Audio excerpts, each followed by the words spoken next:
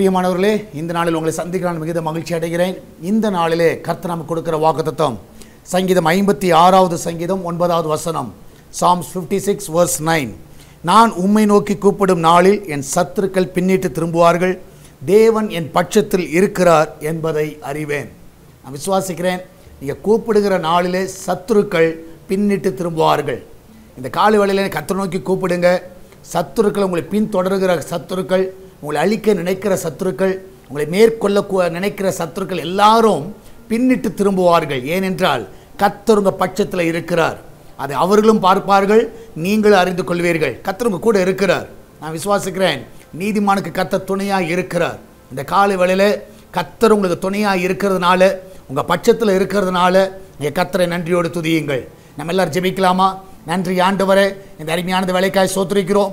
நீர் எங்கள் பட்சத்தில் இருப்பதற்காய் நன்றி, எங்கள் துணையாக இருப்பதற்காய் நன்றி அப்பா. இந்த நாளிலும் ஆண்டவரே, சத்துருக்கள் பின்னிட்டு திரும்பும்படியாய் செய்தீரே. எங்களுக்கு விரோதமாய் சான்றகத்த ஊழியத்திலும், வேலை ஸ்தலத்திலும், குடும்ப வாழ்க்கையிலும், தனிப்பட்ட வாழ்க்கையிலும் அநேக சத்துருக்கள் இருக்கலாம். ஆனால் இந்த நாளில் எல்லா சத்துருக்கள் ஆண்டவரே உம்மை நோக்கி நாங்கள் கூப்பிடுகிற வழியிலே திரும்பும்படியாய் செய்கிறீரப்பா. இந்த நாளிலே எல்லாருக்கும் திருப்புவதற்காய் நன்றி. விசேஷமாய் இந்த நாளில் தேவனுடைய கரம் எங்கள் கூட இருக்கிறீர் என்பதை நாங்கள் அறிந்து கொள்ள கிருபை தந்தீரே. அதற்காக நன்றி செலுத்துங்கப்பா. வேலைக்கு செல்கிற பிள்ளைகள், வீட்டில் இருக்கிற பிள்ளைகள், படிக்கிற பிள்ளைகள் எல்லாரையும் காத்துக்கொள்ளுங்க.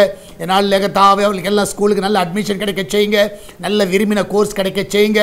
என் தேவன் தாமே வழிகளை உருவாக்கி தரவனுமா செபிக்கிறேன். எல்லாவற்றுக்கும் மேலாக இந்த நாளிலும் ஆண்டவரே, அன்றைய கத்தாவே கிச்சன் பகுதியை ஆசீர்வதிங்கப்பா. அதில் கத்தா ஒரு கத்தாவை தீங்கு வரக்கூடாது. அந்த பிள்ளைகளை கண்ணின் மணி போல காத்துக்கொள்ளுங்க.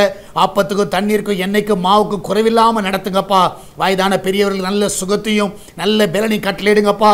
கடன் பிரச்சனையில் இருக்கிற பிள்ளைகள் கடனிலிருந்து விடுதலை கொடுங்க ஆண்டவரே. கத்த பிஸ்னஸ் பண்ணுகிற பிள்ளைகளுக்கு நல்ல உயர்வுகளை கொடுங்க ஆண்ட, நல்ல லாபங்களை கொடுங்கப்பா.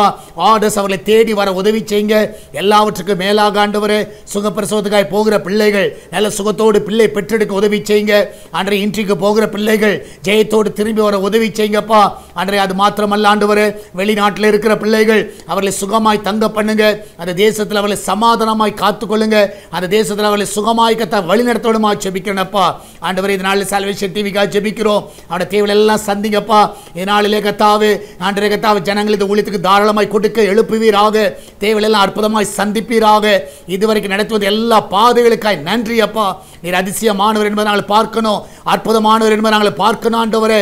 அதனுடைய தேவைகள் எல்லாம் சந்தித்து ஆண்டவரே, லைசன்ஸ் தேவைகளை சந்திங்க, ஆண்டவரே சேட்டலைட் தேவைகளை சந்திங்க. ஒரு குறைவில்லாமல் நடத்துங்கப்பா. மகிமையான காரியங்களை செய்யும். இயேசுவின் நாமத்தில் ஜெபிக்கிறோம் எங்கள் அன்பின் பரலோக பிதாவே. ஆமென், ஆமென். பிரியமானவர்களே, கர்த்தர் உங்க கூட இருக்கிறார். தைரியமா இருங்க, எதை குறித்து கவலைப்படாதீங்க. கர்த்தர் பெரிய காரியங்களை செய்வார். God bless you.